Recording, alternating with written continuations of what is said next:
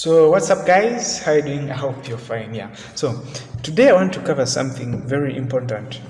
So many times when you go out in the field to do data collection, you may use your Android phone, you may use Kobo, you may use a handheld GPS, or you may use a sophisticated whatever equipment you have. So after the process, you may find that you have your data, but it is in a what? In a CSV format. So how can you use this CSV file within a GIS? That's what I want to cover today. Specifically that, I want to cover something more than that. When I do that, I would have achieved what I wanted today. So let us dive in there. Yeah, so I've created a new project here, and then I've saved it as Excel. Yeah.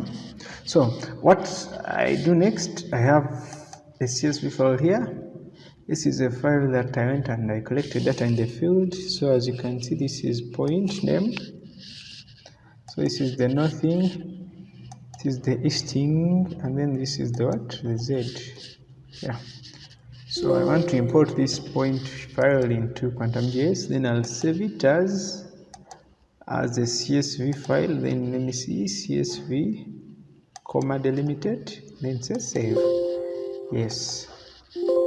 Then I close this. Yeah, let me close this. Yeah, so I just come here to layer, add layer, and then delimited text layer. What I do, I navigate to where I have saved my what? My data, and as you can see, my data is here, datas.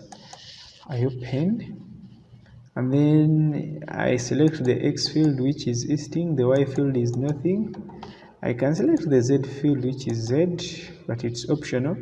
And then I select the coordinate system. So you just click here, and then this is ARC 1960, zone 36 north. Then as you can see, there is even a preview of my layer, as you can see. So after doing that, I say add. So let me check my coordinate system here. It is ARC 1960, and then I say okay, apply. So as you can see, this is my what? These are my points, but I cannot get them very well. So what should I do? Two things are possible. One is to right click and then come to properties and then come to labels, then say single labels, and then you label using this P, then say apply.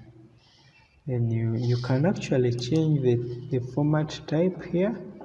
You see this text? You can change the format type. Let me use times. Where is times? This is Tahoma. Let me use times New Romans. You can even change the size, and then the color.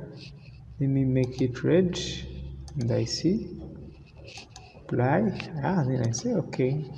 So as you can see, I can now be able to distinguish between my points.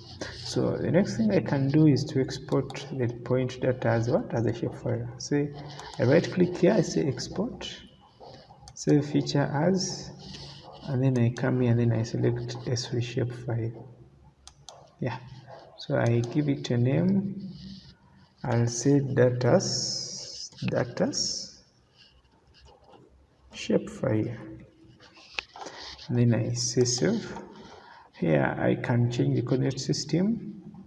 Yeah, then I say add saved file to map, and then I press OK.